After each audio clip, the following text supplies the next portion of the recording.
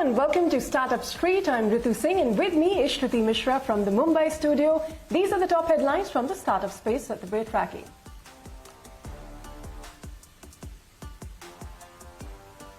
BYJU'S board has given approval to launch the IPO of its subsidiary Aakash mid next year, confirming CNBC-TV18's newsbreak. BYJU'S refused to comment on the offer size, saying it would share the details once the bankers are finalized. Actor Sunil Shetty invests an undisclosed sum in Classroom EduTech. The EdTech startup aims to impact 20 million students in the next 5 years and expand its reach 3x each year. The firm is also looking to enroll 500,000 students within the next year. Indian cricketer Shikhar Dhawan invests in snack brand Tax Foods and comes on board as a brand ambassador. The company is planning to expand its product line, production capacity and strengthen its distribution to other cities in the country. Apple Cloud could be on the cusp of revealing its biggest bet since the iPhone. The company is likely to launch mixed reality headsets and enter the metaverse in what is potentially the riskiest bet under CEO Tim Cook. Atomic Wallet, a mobile and desktop crypto wallet, lost over $35 million in crypto assets since the 2nd of June after a security breach. The company said in a tweet that less than 1% of its monthly active users had been affected. Those are the headlines we've been tracking for you this evening. Now, a CNBC TV18 news break confirmed. EdTech giant BYJU'S has announced that its board has given its approval to launch the IPO of its subsidiary Aakash Education Services Limited mid-next year. BYJU'S had acquired Aakash Educational Services in April 2020 for nearly $1 billion in a cash and stock deal.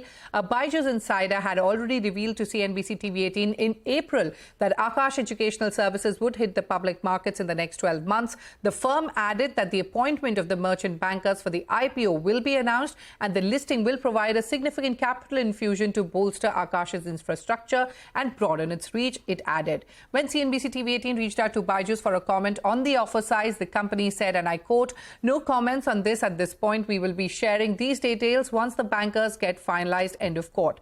Now, BYJU'S further announced that Aakash has been clocking a threefold increase in revenue in the last 2 years. AESL's revenue is on track to reach 4,000 crore rupees with an EBITDA of 900 crore rupees in the fiscal year 2023-2024. The EdTech giant claimed. In fact, just last week, BYJU'S lenders scrapped talks to restructure its $1.2 billion loan shortly after they moved to Delaware court, accusing its U.S. subsidiary Alpha of hiding $500 million. Lenders have said they can now sell the Term Loan B securities of the firm as a restraint that came as part of the negotiations is lifted. BYJU'S, on its part, has not commented, even as it continues to assert that it did not violate any part of the agreement and fulfilled its payment obligations. To repay the loan, BYJU'S has been trying to raise a $1 billion in structured debt and equity. BYJU'S has also seen valuation markdowns at the hands of select US-based investors since last year. On May 31st, BlackRock, a minority investor, cut BYJU'S valuation for the second time since October to $8.4 billion. The company's last reported valuation stands at $22 billion. Moving on, also on what's brewing, and it is World Environment Day, and the recent momentum towards net zero emissions is evident, with over 1,000 companies committed to achieving net zero emissions globally. Reports suggest industrial sectors such as utilities, steel, cement, aluminium and chemicals play a significant role, accounting for approximately 38% of global emissions and 62% of emissions in India. Now, this underscores the pressing need for decisive action.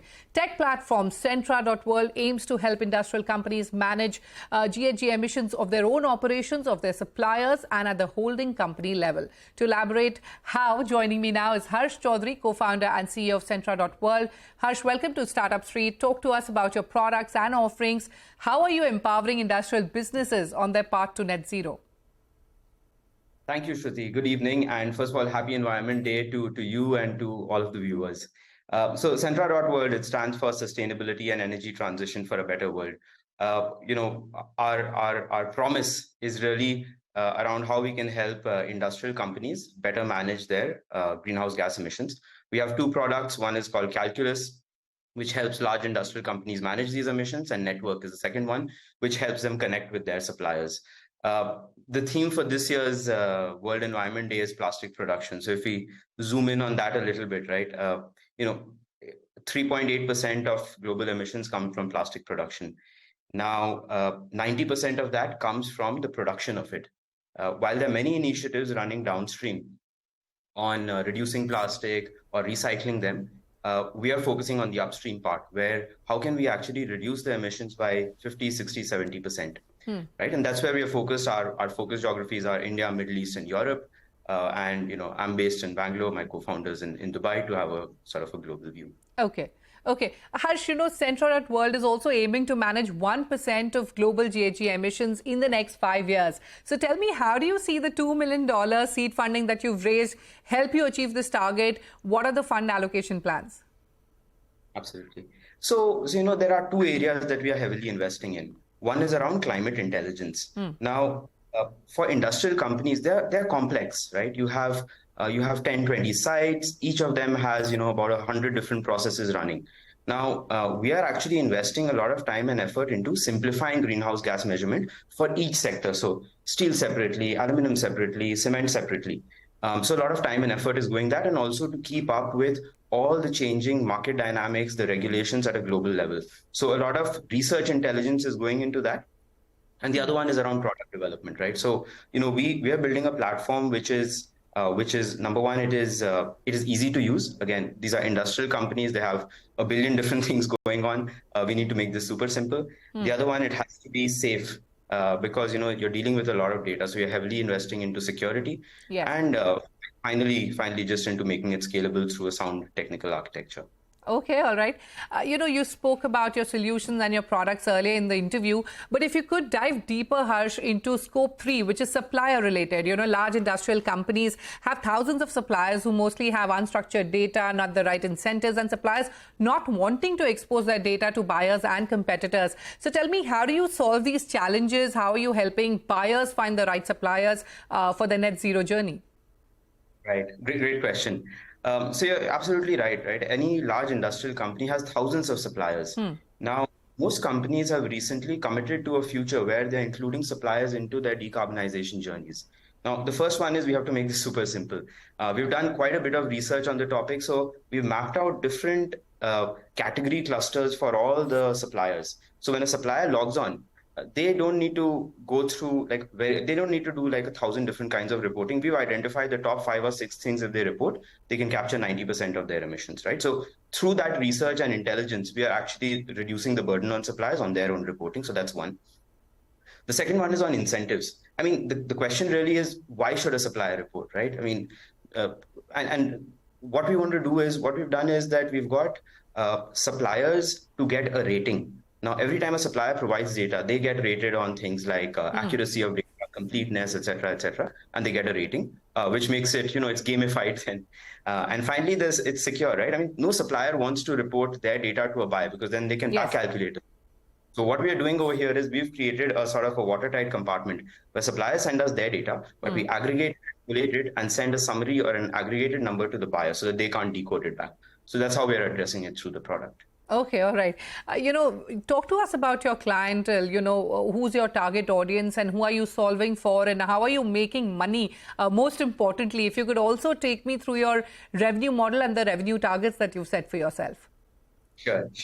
So Shruti, a typical client for us is a large-scale industrial manufacturer. So imagine steel, cement, aluminum, chemicals, all of those sectors, right? And each company will have, let's say, 10 to 20 manufacturing sites, could be spread all over the world. They would have 100 different manufacturing sub-processes which are running. So we are getting down to the calculations of each of those elements. Okay. Now, while these are the macro level details of this, but I think the one thing which we look for in our customers or clients is a clear intent to decarbonize, because without that, there's nothing that a platform like us or anybody else can do. So that's really the prerequisite, and beyond that, having an industrial view. Now, for Sentra.world, right, a calculus product is, it has a sort of a subscription fees. Companies sign up on it, and really the fun comes with network, because for network, we actually have a very marginal cost. It's almost as small as a rounding off error on a procurement bill. So that's the amount that we charge. per supplier as they come on board. And really, as the numbers over here say, right, over the next 5 years, 500 companies, 500,000 suppliers is what we are aiming at. Okay. One final question, Harsh, before I let you go. If you could share a use case on the kind of impact you've had on the business growth of your client, and also if you could talk to us about the potential you see in the sector going forward. Sure. So again, early days for us and for this entire sector, but there are four ways in which we can create value. Number one is through compliance reporting. So India has enforced BRSR standards. All the 156 metrics are available on our platform to actually report out. Second one is net zero journey. Everybody's committed to a net zero future, but you need to have the right performance cadence and the structures around it. We provide that. The third one is top line growth. So climate sensitive markets like EU mandate that you're supposed to start reporting out your emissions of 6 sectors, which are steel, cement, aluminum, hydrogen, electricity, and fertilizers. Now imagine India currently exports only $2 billion worth of steel and aluminum to EU. Through a platform like this, can we grow that 5x? Because then you have the right climate licenses to actually export into EU, and you have a strategic advantage. Okay. So that's the third one. And finally, there is sustainable finance. The moment that you provide transparency, you get sustainable. All right, Harsh, we wish you the very best with all your growth plans and keep empowering industrial businesses, on their path of net zero. Many thanks for joining us on Startup Street. Thank you so much, Shruti. Well, we'll take forward that theme of the World Environment Day today, which we're talking about here on Startup Street after the short break. So don't go anywhere. We're back in just a moment where we're going to talk about Avendus Capital's report, which highlights a $20 billion opportunity in the waste recycling space.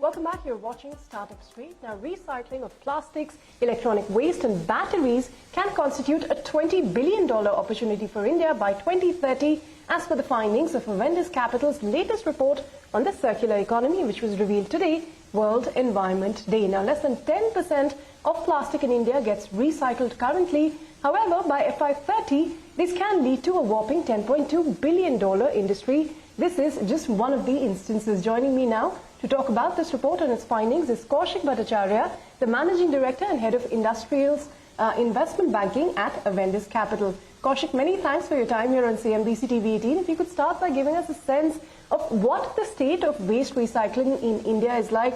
How much waste are we generating? How much of it is actually getting recycled? I think the 3 segments we have covered in our report, plastic, e-waste and battery, are at very different points of their evolution. In plastic recycling, we are a fairly evolved player with more than 50% of the waste that gets generated being recycled. But only 25% of that is done through organized recyclers. We think that the plastic recycling is going to go through a major shift in the industry structure, whereby over 70% of the waste is going to get recycled and 60% of that is going to come through organized recyclers.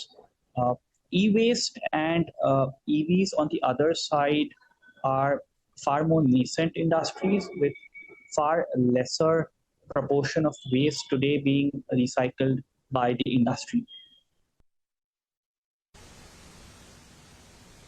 Well, that shift from unorganized to organized will be quite the opportunity, Kaushik. But, you say in your report that the recycling industry is at an inflection point. So between these 3 sub-segments that you just spoke about, what will be the key growth drivers? First and foremost, I think across the globe, there is a very high level of emphasis on sustainability and using sustainable materials in packaging or in general in consumption. I think that apart, there are very specific growth drivers for each of these segments.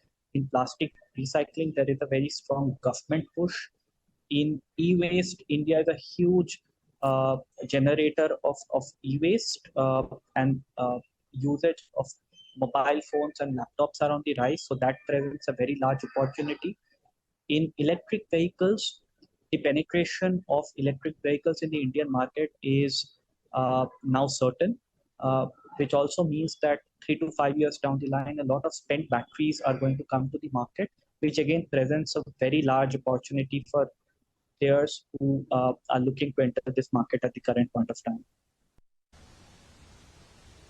Manju, audio is gone. Well, what kind of investor interest are you seeing in this space? If you could give us a sense of what kind of deals have been taking place, for instance. The investor interest in the recycling space is currently increasing. The challenge is that there aren't too many organized scaled up players in the market. But if you look at recycling, it is at the right cusp of being a sector very high on ESG and sustainability, as well as riding the growth story of the particular consumption themes. So for example, a company recycling batteries is basically a combination of a play on ESG as well as electric vehicles in India. So to that extent, I think investors are going to look at these business models more and more in coming times as they find some scaled up players in each of the categories. Well, like you say, EVs and e-waste, those recycling industries are still in the nascent space. But, the industry is very much dominated by the informal sector currently. What will enable this kind of shift to the organized sector that you spoke about? It's not right to look at the numbers for electric vehicle and e-waste because they're very nascent. I think to answer your first question on what is going to push the organized players to look at this segment is simply the size of the growth opportunity. I think between e-waste and EV recycling, we have over a $10 billion industry opportunity. And if you add plastic recycling to that, it's a $20 billion industry opportunity. Till now, the segment was too small for the organized players to be looking at. But with the government push, with the sustainability agendas of the various consumption themes, I think it's becoming very large, where even the larger guys like Reliance, etc., are looking at this actively. Well, Kaushik, we've spoken a lot about this $20 billion opportunity, but let us quickly address the challenges before we let you go, especially from a policy point of view, because we have the EPR policy in place, for instance. What are the loopholes there and what can be done from an industry point of view? Sure. I think from a policy perspective, incentivization of using recycled materials in various end-use categories needs to be stronger. Similarly, disincentivization, if you are not sticking to the norms, need to be stronger. I think right now there are cases where you can even get away by not adhering to the norms, but the penalty itself is not very meaningful. I think that needs to be stronger. Also, I think the supply chain is the biggest challenge in the recycling segment. So if government can have some measures whereby the supply chain in the recycling segment can be organized through some government efforts, that's going to be a big enabler for the recycling segment. All right, Kaushik, we'll leave it at that. Thanks very much for your time here on CNBC TV 18. And on that note, I'm going to toss it right back to you, Shruti. All right. Thanks, Ritu. Continuing with our clean tech theme today, on World Environment Day, Chakan in Pune is well known as a hub for automobiles and manufacturing, but it now has a new feather in its cap. It is home to the world's largest manufacturing facility for biogas plants. On World Environment Day, CNBC-TV18's Jessilia K and Shilpa Ranipeta take you inside social enterprise Systema.bio's $1.8 million facility. Take a look.